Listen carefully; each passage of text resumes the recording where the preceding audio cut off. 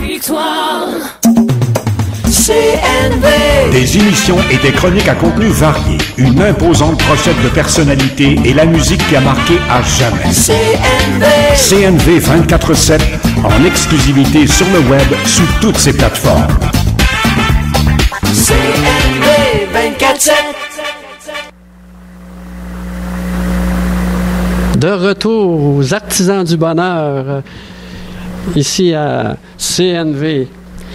Et on a le plaisir, oui, on me regarde, c'est drôle, c'est le fun. J'ai le plaisir d'accueillir avec nous, comme troisième invitée, Sophie Saint-Hilaire. Bonsoir, Sophie. Bonsoir, Sylvain. Bonsoir, ça va bien? Oui, toi? Peux-tu te rapprocher un petit peu? Bon, merveilleux, oui, ça va bien. Si, ça me tente de faire. Ça, c'est un petit peu raide. Hein? Ah, bon, il y avait. Du tout? Hein? Ben oui, non, c'est parce que la dernière fois que j'étais en Californie, monsieur Deepak Chopra, on a eu la conférence de Marianne Williamson, puis après ça, il vient de la période de questions, fait que Deepak s'assit, puis Marianne s'assit, puis il la regarde, puis il dit « Let's talk ». Oh! Oui, let's talk. Tu veux-tu? Je vais prendre 2 minutes au complet. Ben, vas-y. Ben, on va donner la chance aux auditeurs de te connaître. Qui est Sophie Saint-Hilaire, maintenant, aujourd'hui, après ces années? Ben, Sophie Saint-Hilaire a 43 ans. Elle a changé complètement sa vie à partir de 40 ans avec sa médiumnité. Okay. Et pas la médiumnité, ma médiumnité, c'est communication avec les âmes et soins de l'âme. Oui. Mais oui, il y a les âmes qui ont changé ma vie, mais le soin de l'âme, d'apprendre à se connaître, aller à l'intérieur de soi, Okay. sa petite voix intérieure, fait que tout ça a changé ma vie depuis l'âge de 40 ans. Fait que ça fait juste 3 ans. Ça fait juste 3 ans maintenant. Mais comment t'étais avant? Oh mon Dieu Seigneur! On va essayer, on peut peut-être essayer. T'as-tu eu un événement marquant dans ta jeunesse qui t'a fait changer de direction? Ben, en gros, je dirais que ma jeunesse de 0 à 20 ans était très difficile. J'ai eu une jeunesse très difficile. Et après, l'autre décennie après, ben, j'ai eu des problèmes alimentaires, la boulimie et tout ça qui est rentré. Et l'autre après, c'était la colère intense de la vie. Je fais quoi, moi, avec ça? Là, j'ai 2 beaux enfants qui est arrivé à travers de tout ça. Mm-hmm. Mais moi, à travers ça, je voulais donner à mes enfants une joie de vivre, quelque chose de beau, qui regarde un oiseau, puis qui soit heureux et tout. Fait que moi, avant de leur donner, il fallait que je change moi. Il fallait que j'installe ça à l'intérieur de moi et de donner ça à mes enfants. Ouais, et ce que j'ai fait. Wow. Plus de problème. Ben, t'as plus de problème, t'as juste des solutions, c'est ça? Oui, monsieur. Good. Fait que si on parlait de Sophie, puis on lui demandait c'est quoi ces 3 qualités prédominantes maintenant, suite à toute cette évolution-là? Comment on pourrait identifier ou voir comment... Sophie, elle a un côté, j'ai un côté enfant, beaucoup. J'adore les enfants, ça l'aide à la cause, mais la nature est belle, les oiseaux sont beaux, les gens sont beaux. Mm-hmm. Fait que j'ai un petit côté enfant. Je crois que j'ai l'entre-gens beaucoup, et j'aime les gens aussi. Fait que j'aime le métier que je fais énormément. C'est quoi ton métier? Médium, communication avec les âmes et soins de l'âme. OK, mais non, mais il faut s'assurer que les gens aient bien compris, c'est tout. Oui. Fait que je fais des conférences, je fais des consultations, je fais des ateliers aussi, et j'adore ça. Mais les gens reçoivent, mais toi, à travers ça, qu'est-ce que ça t'apporte? Bien, une évolution, toujours. J'apprends toujours à travers mes clients. Pas, ça. Oui, mais à chaque client, mon histoire est différente. J'ai jamais une consultation pareille et j'apprends beaucoup à être humble. Il faut être humble à travers de ça, égal à tout le monde. Les oreilles ouvertes, le cœur ouvert. Apprendre à vivre avec le cœur. Moi, c'est toujours la tête, là. On n'en veut pas de tête. Ah, c'est ça. Hein? T'as une phrase favorite, hein? Il me semble que j'ai déjà entendu ça. Comment elle dit ça? Ah, oui. Soit dans ton cœur. Hein? Soit dans ton cœur. Ça, je suis fatigante. Oui, hein? Mais, regarde, c'est vrai. Ben, c'est merveilleux. Écoute ton cœur, prends ta décision dans le cœur. OK. Je trouve ça super le fun. Puis, je donne ça à mes enfants aussi. Je trouve ça super le fun. OK. Puis, comment c'est arrivé, cette médiumnité-là? Je pense que tu en as déjà parlé, mais pour les gens qui ne te connaissent pas. Ça a commencé vers 2010 à peu près. La médiumnité a commencé avec les âmes. Les âmes, la nuit, je les vois comme toi. Fait que, en 2010, le premier âme que j'ai vu, mais j'ai pas dit bonjour, comment ça va. J'ai crié, j'ai eu peur, j'ai appris à travers de ça. Ça a pris quelques mois et à un moment donné, j'ai décidé de prendre ma place à travers de ça.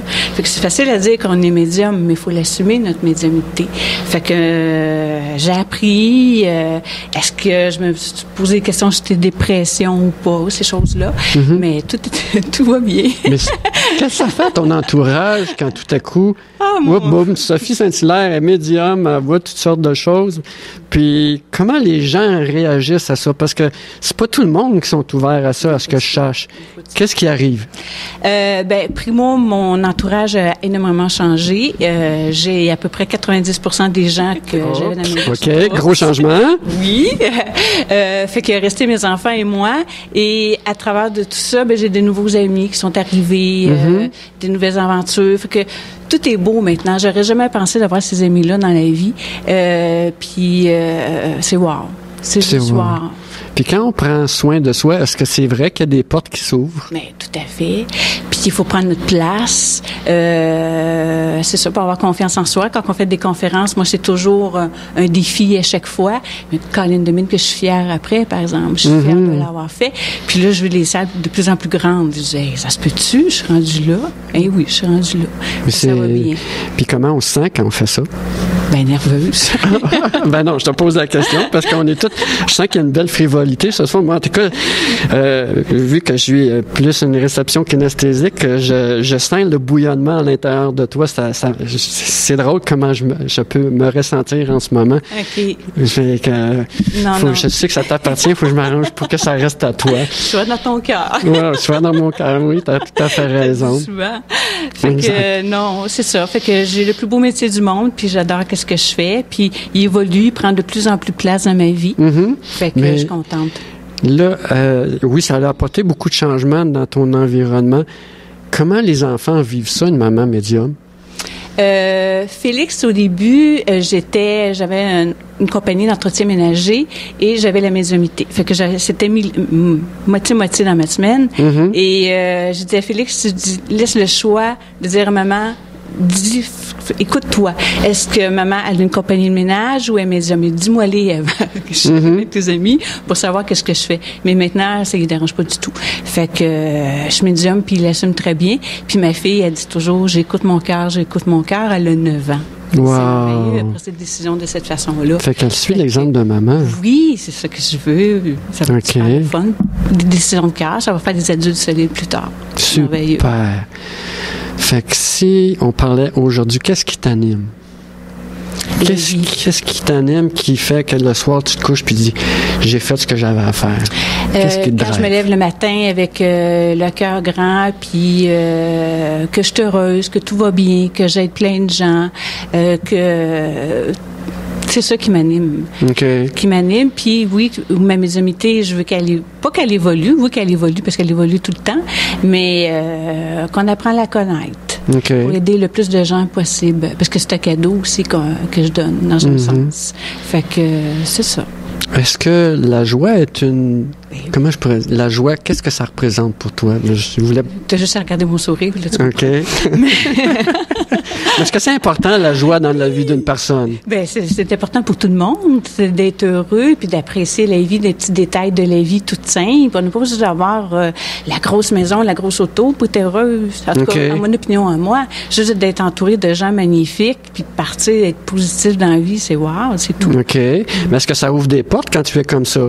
Ben, j'essaie de... Tu sais, on parlait tantôt avec Marie-Josée puis Karine qui ont fait un certain cheminement, mais on se rend compte que quand tu es bien à l'intérieur de soi, il y a une synchronicité, puis qu'on va chercher des gens différents. Est-ce que tu crois à ça qu'on est tous interconnectés ensemble? Ben, je trouve qu'on s'apporte tout un petit quelque chose, puis les énergies qu'on attire, c'est qu'est-ce qui nous ressemble. On attire les gens qu'on est, puis dans un sens, c'est ça. Et quand on est rendu ailleurs dans la vie, les portes se trouvent toutes seules aussi. Okay. Quand t'es rendu là, t'es rendu là. Est-ce que ça peut amener des changements aussi au niveau de ton entourage? Tout va vite, c'est sûr. Puis quand je prends le chemin de du respect d'autrui, du respect de soi, puis du cœur. Je le dis toujours, la vie va vite. La vie va super vite et les portes se rouvrent. OK. Vite, vite, vite. Moi, ma vie depuis 40 ans est complètement différente. Là. J'aurais jamais pensé d'être là aujourd'hui, de parler avec toi à la radio. Non, jamais.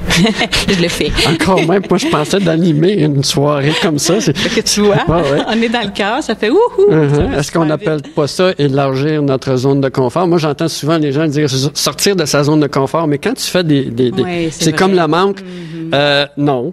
Moi, on va élargir notre zone de confort. Ça veut dire que on va avoir notre terrain de jeu va être encore plus grand. Ça veut dire qu'on prend de l'expansion. Tout à fait. Fait que ça fait du bien. C'est sûr qu'il y a des activités ou des choses qui peuvent nous demander beaucoup plus. Mais quand c'est fait, comme tu dis, comment on se sent? On se sent bien. Hein? Ah oui. On sent qu'on a réalisé quelque chose puis qu'on avance. Oui. C'est de croire à la vie puis de sortir de notre zone de confort puis d'être fier de nous. OK. C'est de faire des conférences. Ça, c'est sortir vraiment de ma zone de confort.